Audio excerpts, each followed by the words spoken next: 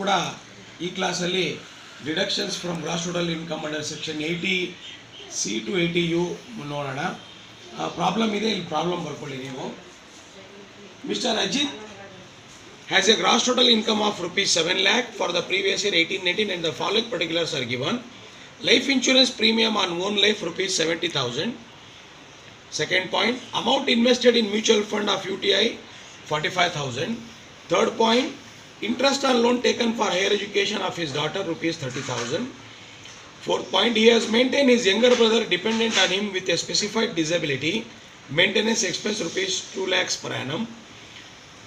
Fifth point, the gross total income has included rupees 20,000 received as royalty as an author and the net value of royalty is 4,30,000. Sixth point, the assessee himself is physically handicapped. So ಇಷ್ಟು ಪಾಯಿಂಟಲ್ಲಿ ನಾವೀಗ analyse ಮಾಡೋಣ ಯಾವ್ಯಾವ ಸೆಕ್ಷನ್ಗೆ ಅನ್ವಯ ಆಗುತ್ತೆ ಅಂತ. Life insurance premium 80C, amount invested in mutual fund ಕೂಡ 80C, interest on loan taken for higher education ಅಂದರೆ 80E. ಇದು he has maintained his younger brother dependent on him with specified disability ಅಂದರೆ physically handicap ಅಂತ specified disability. ಅವ್ರದ್ದು maintenance expenditure 2 lakhs ಕೊಟ್ಟಿದ್ದಾರೆ. ಆದರೆ ನಾನು ನಿಮಗೆ ಲಾಸ್ಟ್ ಕ್ಲಾಸಲ್ಲಿ ಹೇಳಿದೆ 80DD ಪ್ರಾವಿಷನ್ ಏನು ಅಂತ ಹೇಳಿದರೆ 75,000 ರೂಪೀಸ್ ಆರ್ ಇದು ಸಿವಿಯರ್ ಡಿಸಬಿಲಿಟಿ ಇದ್ದರೆ 1,25,000. ಇದು ಸಿವಿಯರ್ ಡಿಸಬಿಲಿಟಿಗೆ. ಇದು ಮತ್ತು 80U more or less same ಇರುತ್ತೆ ಅಂತ ನಾನು ನಿಮ್ಗೆ ಹೇಳಿದೆ. ಆದರೆ ವ್ಯತ್ಯಾಸ ಏನಂದರೆ 80U ಕೊಟ್ಟವ್ರು ಇಲ್ಲಿ ಅಸೆಸಿ ಏನಾದರೂ ಹ್ಯಾಂಡಿಕ್ಯಾಪ್ ಆಗಿದ್ದರೆ ನಾವು ತಗೋತೀವಿ. ಇದು ಸೇಮ್ ಪ್ರಾವಿಷನ್ ಅಮೌಂಟು ಇಬ್ರಿಗೂ ಇರುತ್ತೆ. ಆದರೆ ಇಲ್ಲಿ ಅಸೆಸಿ ಡಿಪೆಂಡೆಂಟ್ ಯಾರು ಇರ್ತಾರೆ, ಡಿಪೆಂಡೆಂಟ್ ಅಂತ ನಾನು ನಿಮ್ಗೆ ಹೇಳಿದೆ, ಪೇರೆಂಟ್ಸ್ ಆಗಿರ್ಬೋದು, ಬ್ರದರ್ ಸಿಸ್ಟರ್ಸ್ ಆಗಿರ್ಬೋದು, ಅವರ ಹೆಂಡತಿ ಮಕ್ಕಳು ಸ್ಪೌಸ್ ಆ್ಯಂಡ್ ಚಿಲ್ಡ್ರನ್ ಆಗಿರ್ಬೋದು, ಅವರಿಗೆ ಅನ್ವಯ ಆಗೋಂಥ ಸೆಕ್ಷನ್ ಇದು 80DD. ಸೊ ಇದು 80DDಗೆ ಬರುತ್ತೆ. ನಾವು ಪ್ರಾವಿಷನ್ ಯಾವ ಥರ ಇದೆ ಅಂತ ನೋಡ್ಕೊಳ್ಳೋಣ. ಆಮೇಲೆ next gross total income included rupees 20,000 received as royalty as an author. Net value of royalty received ಎಷ್ಟಿದೆ 4,30,000. ರಾಯಲ್ಟಿ ಯಾವ ಸೆಕ್ಷನ್ಗೆ ಅನ್ವಯ ಆಗುತ್ತೆ 80QQBಗೆ ಅನ್ವಯ ಆಗುತ್ತೆ. ಸೊ ಆ್ಯಕ್ಚುಯಲ್ ರಾಯಲ್ಟಿ ರಿಸೀವ್ಡ್ ನಮಗೆ ಆ್ಯಕ್ಚುಯಲ್ ರಾಯಲ್ಟಿ ಎಷ್ಟು ಬಂದಿರುತ್ತೆ ಇಲ್ಲಿ ಎಷ್ಟಿದೆ actual royalty 4,30,000 or maximum rupees 3 lakhs whichever is less. ಈ ಥರ ಪ್ರಾವಿಷನ್ ಲಾಸ್ಟ್ ಕ್ಲಾಸಲ್ಲಿ ನಾನು ನಿಮ್ಗೆ ಹೇಳಿದೆ. ಸೊ ಇಲ್ಲಿ ಲೆಸ್ ಇರೋದು 3 lakhs ಮಾತ್ರ ತಗೋಬೇಕಾಗತ್ತೆ. ಸೊ ರಾಯಲ್ಟಿಗೆ ಸಂಬಂಧಪಟ್ಟಿದ್ದು 80QQBದು ಒಂದು ಕೊಟ್ಟವ್ರು ಇಲ್ಲಿ. ಆಮೇಲೆ 80QQB ರಾಯಲ್ಟಿ QQRB ಅಂತ ಬರಬೇಕು. ಆ್ಯಕ್ಚುಲಿ ಅದು QQRB ಅಂದರೆ ರಾಯಲ್ಟಿ. ನೆಕ್ಸ್ಟು ಲಾಸ್ಟ್ ಒನ್ ಯಾವುದಪ್ಪ ಅಂತ ಹೇಳಿದ್ರೆ the assessee himself is physically handicapped. Physically handicapped ಅಂತ ಹೇಳಿದ್ರೆ 80U. ನಾನು ಇದು ಪ್ರಾವಿಷನ್ ಹೇಳಿದೆ ನಿಮಗೆ. ಅಸೆಸಿ ಫಿಸಿಕಲಿ ಹ್ಯಾಂಡಿಕ್ಯಾಪಿಗಿದ್ರೆ 80U ಬರುತ್ತೆ. ಇವ್ರಿಗೆ ಪ್ರಾವಿಷನ್ ಏನು 75,000 fixed amount or 1,25,000 severe disability ಅನ್ನೋ ವರ್ಡ್ ಏನಾದರೂ ಕೊಟ್ಟಿದ್ರೆ ಅದು 1,25,000ವರೆಗೂ ಇರುತ್ತೆ. ನೋಡ್ಕೋಬೇಕು. ಇಲ್ಲಿ ಸಿವಿಯರ್ ಡಿಸಬಿಲಿಟಿ ಅನ್ನೋ ವರ್ಡ್ ಕೊಟ್ಟಿಲ್ಲ, 80U ಹಾಕ್ಬಿಟ್ಟು 75,000 ಹಾಕ್ಕೋಬೇಕಾಗತ್ತೆ. ಇದರಲ್ಲಿ ಡಿಪೆಂಡೆಂಟ್ಗೂ ಅಷ್ಟೇ ಸಿವಿಯರ್ ಡಿಸಬಿಲಿಟಿ ಅಂತ ಏನೋ ಕೊಟ್ಟಿಲ್ಲ, ಡೈರೆಕ್ಟ್ಲಿ ನಾವು 75,000 ಹಾಕ್ಕೋಬೇಕಾಗತ್ತೆ 80DD. ಸೊ ಇವೆರಡೂ ಕೂಡ ಇಂಟರ್ಲಿಂಕು. 80D ಅಂದರೆ ಮೆಡಿಕಲ್ ಇನ್ಶೂರೆನ್ಸ್ ಪ್ರೀಮಿಯಮು, ಅದಕ್ಕೂ ಇದಕ್ಕೂ ಮಿಕ್ಸ್ ಮಾಡ್ಕೋಬೇಡಿ. ಆಮೇಲೆ ದಟ್ ಈಸ್ ಇಂಪಾರ್ಟೆಂಟ್. ನಾವು let us move on to the calculation part. Calculation of total income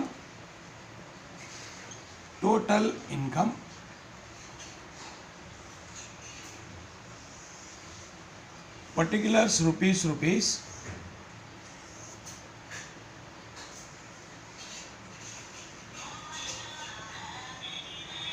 first one ನೀವು ಯಾವ್ದು ತಗೋಬೇಕು ಗ್ರಾಸ್ ಟೋಟಲ್ ಇನ್ಕಮ್ ಎಷ್ಟು ಕೊಟ್ಟಿದ್ದಾರೆ ಅಲ್ಲಿ ಕೊಟ್ಟಿದ್ದಾರಾ? Gross total income is given or not? 7 ಇಲ್ಲಿ ಕೊಟ್ಟಿದ್ದಾರೆ ನೋಡಿ, rupees 7 lakhs ಮೈನಸ್ ಸ್ಟಾರ್ಟಿಂಗಿಂದ ನಾವು ಯಾವತ್ತಿಂದ ಹೋಗಬೇಕು deduction under section minus deduction under section 80C. 80C ನಲ್ಲಿ ನಾವು ಐಡೆಂಟಿಫೈ ಮಾಡಿದ್ದೀವಿ ಯಾವ್ದು ಒಂದು ಮೊದಲನೇದು ಲೈಫ್ ಇನ್ಶೂರೆನ್ಸ್ ಪ್ರೀಮಿಯಮ್ಮು ₹70,000 ಇನ್ನರ್ ಕಾಲಮಲ್ಲೇ ಬರ್ಕೊಳ್ಳಿ. ಎರಡನೇದು ಯಾವುದಿದೆ ಅದರಲ್ಲಿ 80C ನಲ್ಲಿ mutual funds UTI mutual funds amount ಎಷ್ಟಿದೆ ಅದು 45,000. ಸೊ ಆಮೇಲೆ ನೆಕ್ಸ್ಟು 80C ನಲ್ಲಿ ಯಾವುದಾದ್ರು ಇದೆಯಾ ಇಲ್ಲ. ಸೊ 1,15,000 ಆಗುತ್ತೆ ಇದು, ಇಲ್ಲ ಹಾಕ್ಕೊಳ್ಳಿ. Next minus deduction under section 80D. C ಆದಮೇಲೆ ಡಿ ಇದೆಯಾ ನೋಡ್ಕೊಳ್ಳಿ, ಡಿ ಇಲ್ಲ. 80DD ಕೊಟ್ಟಿದ್ದಾರೆ. 80DD ನಲ್ಲಿ ಏನೋ 80DD ಇದೆಲ್ಲ ಇಲ್ಲಿ ಬರ್ಕೊಂಡಿದ್ದು ನೋಡಿ. Maintained younger brother, dependent younger brother, dependent younger brother, ಇದಕ್ಕೆ 75,000 ಇದೆ. ಸಿವಿಯರ್ ಡಿಸಬಿಲಿಟಿ ಅಂತ ಕೊಟ್ಟಿಲ್ಲ. ಸೊ 75,000 ಡೈರೆಕ್ಟ್ಲಿ ನೀವು ಮೈನಸ್ ಮಾಡ್ಕೊಳ್ಳಿ, ಎಷ್ಟು ಬರುತ್ತೆ ನೋಡ್ಕೊಳ್ಳಿ. ಸೊ 1 lakh ಇದು ಆ್ಯಕ್ಚುಲಿ ನಾವು 7 lakhಲ್ಲಿ 7 lakh ಮೈನಸ್ 1,15,000 ಮೈನಸ್ ಮಾಡಿದ್ರೆ ಎಷ್ಟು ಬರುತ್ತೆ ನಮಗೆ ಅಮೌಂಟು? 5,85,000 ಬರುತ್ತೆ. 5,85,000 ನಾವು 75,000 ಮೈನಸ್ ಮಾಡಿದ್ರೆ ಎಷ್ಟು ಬರುತ್ತೆ ನಮಗೆ? 5,10,000 ಬರುತ್ತೆ. ನೆಕ್ಸ್ಟು ಡಿ ಆದಮೇಲೆ ಡಿಡಕ್ಷನ್ಸು ಅಂಡರ್ ಸೆಕ್ಷನ್ ಇ ತಗೊಳ್ಳಿ. 80E for higher education loan taken for higher education. Higher ಎಜುಕೇಷನ್ಗೆ ಲೋನ್ ಎಷ್ಟು ತೊಗೊಂಡಿದ್ದಾರೆ ಅವರು? 80E ನಲ್ಲಿ 30,000. ಸೊ 30,000 ನೀವು ಇದರಲ್ಲಿ ಲೆಸ್ ಮಾಡಿದ್ರೆ 5,10,000 4,80,000 ಬರುತ್ತೆ. ಮತ್ತೆ ಮೈನಸ್ ಇ ಆದಮೇಲೆ ಡಿಡಕ್ಷನ್ ಅಂಡರ್ ಸೆಕ್ಷನ್ ಯಾವುದು ಉಳ್ಕೊಂಡಿದೆ? ಇ ಆಯಿತು. ನೆಕ್ಸ್ಟು 80QQB, ಇದಕ್ಕೇನು ಆ್ಯಕ್ಚುಯಲ್ ರಾಯಲ್ಟಿ 4,30,000 ಇನ್ನರ್ ಕಾಲಮಲ್ಲಿ ಬರ್ಕೊಳ್ಳಿ. Are ₹3 lakhs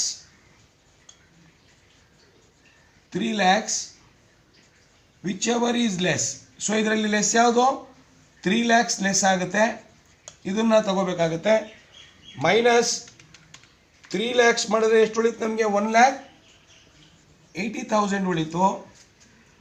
minus deduction under section 80U ಅಂದರೆ ಫಿಸಿಕಲ್ಲಿ ಹ್ಯಾಂಡಿಕ್ಯಾಪ್ಡ್ ಅಸೆಸಿ ಆಗಿರೋದ್ರಿಂದ ಇವರಿಗೆ ಪ್ರಾವಿಷನ್ ಏನಿದೆ?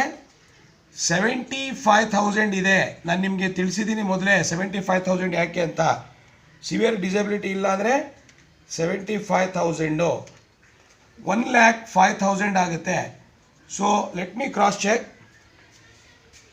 1,05,000 is the total income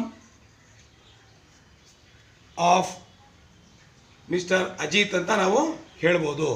so dear students, ನಾವು ಈ ಪ್ರಾಬ್ಲಮಲ್ಲಿ 80DD ಕಲ್ತಿದ್ದೀವಿ, 80U ಕಲ್ತಿದ್ದೀವಿ, 80QQB ಕಲ್ತಿದ್ದೀವಿ.